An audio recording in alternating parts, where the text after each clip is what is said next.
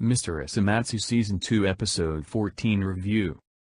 As expected, Mr. Osomatsu kicks off 2018 with giggles and grossne. Hold on. There's Sanomatsu. Things are going to get depressing. And it's really depressing to think about getting the chance to hang out with our mischievous, selfish, neat sextuplets being the stuff of Sanomatsu's dying dreams. Granted, these are the sunset-colored, idealized versions of regular Matsunos, and hanging out with them involves more activities of the melancholic reminiscence of adolescent summer's variety instead of just losing money at the races. After several seconds of blackness, Osomatsu being compassionate is already a foreboding sign that all that lovely watermelon-splitting and sand-digging Sanomatsu stumbles upon after, sadly not, waking up from his nightmarish life couldn't be real. Sending the saddest of alternate reality Matsus back only to die in his own spoilerific preview is just cruel. The Sanomatsu segments are Mr. Osomatsu at its most miserable, certainly not because they're bad. Topping Season 1's reveal of Sanomatsu's brothers being the side products of his imagination with him actually getting to meet them, well, their alternative reality versions, is both brilliant and brutal. It's hard to laugh at someone as sad and lonely as Sanomatsu, whose loser status is much closer to the reality of many than the cartoonish world of our six-man children. Apparently, all the color Sanomatsu's gray office world is lacking went into Mr. Osomatsu's new ed. The wonderfully titled Onna, adult, divided by 6 times Kodomo, child, times 6 is a literal explosion of color.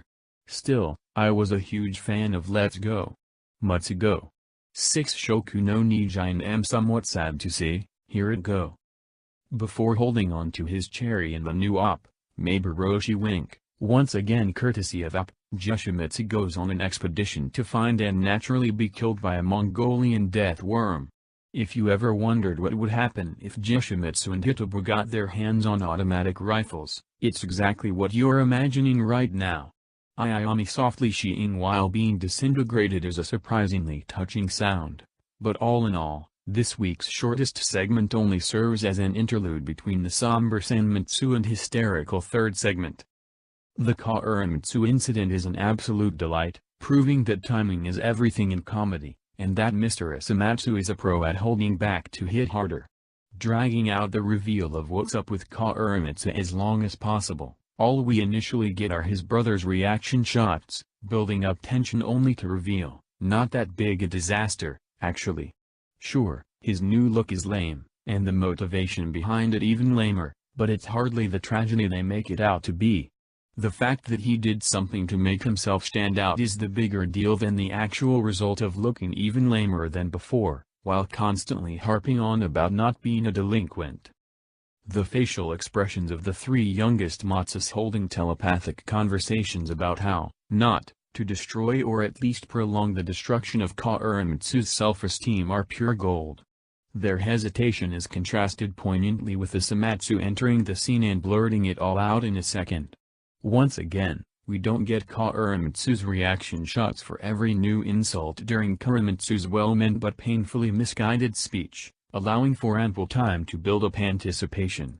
When we eventually do cut back to him, he's already hollowed out, only for Totoka to arrive and save the day, like she did with Bold Shibata, except that punchline has already been used, so it's time to twist the knife instead. It's amazing to witness Todamatsu, Ichimitsu, and Yoshimitsu's level of self-control when blamed for the emotional destruction they intended to avoid. Letting themselves be turned into the bad guys, I'm wondering if they always expected to get the ultimate payoff of sanctioned revenge, or if they were simply too perplexed. Quietly undressing to let himself be punished, Kaorumitsu doesn't have to say anything. Wanting to be cooler than one's brothers comes with a terrible price for any Matsu. And with Osomatsu and Kaorumitsu congratulating themselves for saving his dignity, we end the episode on his utter humiliation. It's just so much more fun when the Matsu suffering is one of ours.